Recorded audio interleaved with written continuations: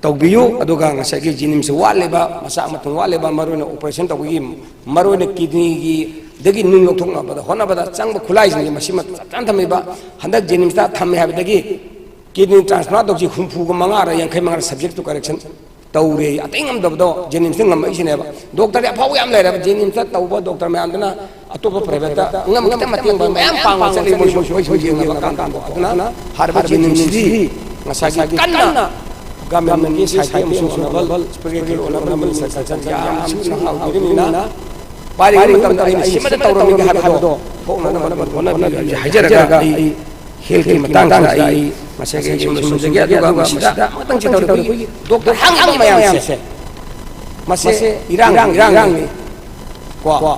hang irang ci MP2 da padana contract tak masage relo na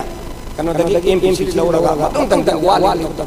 macing yang view hai simsaga aduga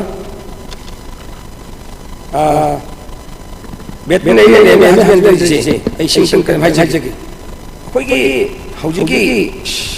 bet ba ma se khon lai kai wan ne mashi lai dong ne ba masih panggung pun mana khoi ba khoi kana pise yang example salwara samumpi khoi tong bitam pi na sada sa na train na ba jaw ngi ading mana mu hari ba kanu no hari ba to holi adu tan masa jogi masagi pare ni sports person yang masih muda tahu sa phachang kalle na ja kayang kana mo na lo kan sanjil kan kana da banta yang ba adu tadi every ngasagi kin khuding hospital je khaji sum medical section daraga kariya khoi primary center adagi disu hospital thamma ma doin tawna yaragadi aina ju hangjabani khoi sab veterinary hospital otraga veterinary hospital do thambiba yabra madu thambiu aduna tadi hoge sa san mayam se narakpa kanda yam tina kendra madi kendra tanam da awa orabnina kendra khuding ma ki tangai phatana hariba khoi gi kanu humpusi dene masim tawragadi khoi human being da yam tina kanarakan hadai ai asum tawjage aduna masi sungchoi jodana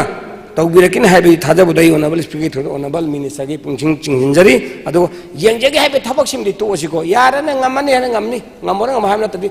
yeng aji yeng jaraga khoi insurance commissioner committee lo kan da amda lokholakta khoi insurance committee se pra phagi taraga di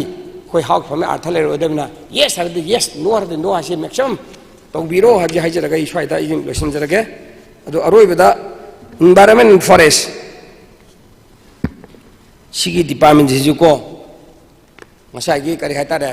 koi honorable minister chu nahani honorable speaker hajining se kana honabi be mathak sida ngasai gi forest se masi patana nga aba kanda koi environment se pharak kana forest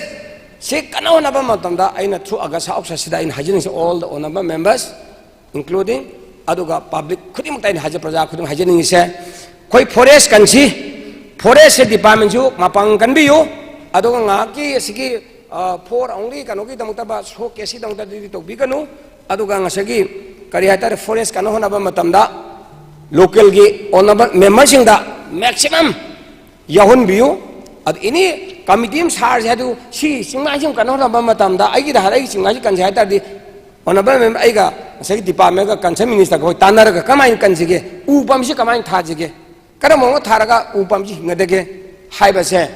masi ai tarap tagi di all elected members member pradhan jilla parishad all the honorable MLAs punna makse pulaga do locality ji haidare class marapabi village authorities sing chief sing pulaga ngasagi forest kandraga di environment phalatra dabu shor hona nungsidu sengakta do krai hingam dori miyoba samajda hingba chungya yararoi aduna masi farano hona matamda forest department and hajinung se hoi u char pambi maximum semiri sabiri adubu aina hajinung gudi kendra gi honorable members inda humpuji da ko loina masing thidoga ngasai gi ini jaga amada u pambi lising tara thau kun thana ji adu khwai digi thaba फजन हिंगल चाही मंगा MLA की मागी तेनोर से चाही मंगा ख्वाई you मसिंग याम फंगबदो करीनो एवाला तुराला अमा हेक्ता पिसलगने तौब तारबदी अई वखंददी forest से कनबदा चौ मसा आमदो ओइनन खल्ले मरमदी कनदो हौजिकसे यंगो ngसागी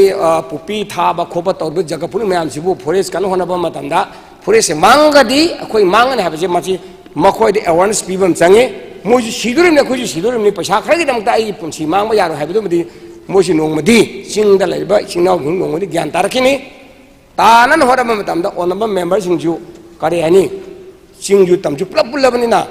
अइना ngसाइजरिबा से honourable speaker through honourable minister पुलिंग चिंगजैसे एवरी ईयर कोनगी नर्सरी प्लांट जो सेमिराबा सेमा कांदा एमएलए हुंफुजिदा लिसिंग काया का कुन तरा तरा थाना जाबरा थानारा कांदा ngसागी सिटी एरिया दे लेबा खरकतुना ngसागी कराता सादा छेंगन मारी तारे नि पांगा पन लेबिसना अतोबदा मतेंग पांगबि हारगा तंगाई फदना मदु तौरगदी हेना फागनी आइना खंजै से एग्जांपल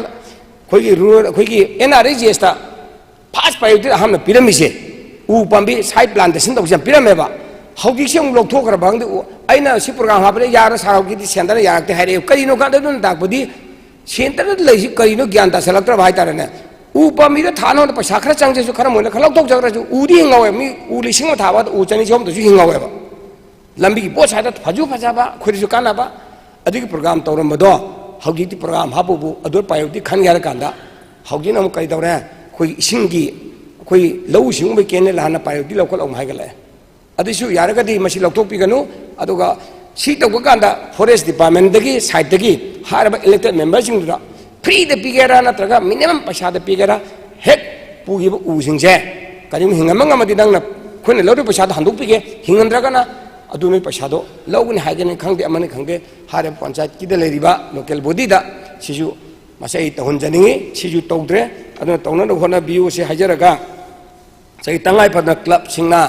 मारा पाइबि सिंगना नत्रा लेकाय अथॉरिटी सिंगना उ चार लौबा मतम लाकबा मतमदा फजना उ जाजेर करम ममंगना थागनी सिरि सै हुंग मरि हिंगला सिदा थमगा नोना आदा हतोपत पुयेबा हतोपत तारबा सन्ना करि पिजा बतन हतोकि बेतारबदी नखुजु पापोनी अखुन वाना सेंदर खौजु कनो तौगनी हाइदना हाइबिरगा क्लब की सिनाव खिंजु अदि मरा पै माइबिलिंग जु सही खुदिंग सि थाबियु हाइदना मदई हुनबई दंग हाइजबनी अदुगा रोइबदा कोई एयर पोल्यूशन डस्ट पोल्यूशन मसे कयामु हौजिक से फलक्त्र हैबु ब्रिक फील्ड से नुंग छेन कुंजलक बसे हा तायु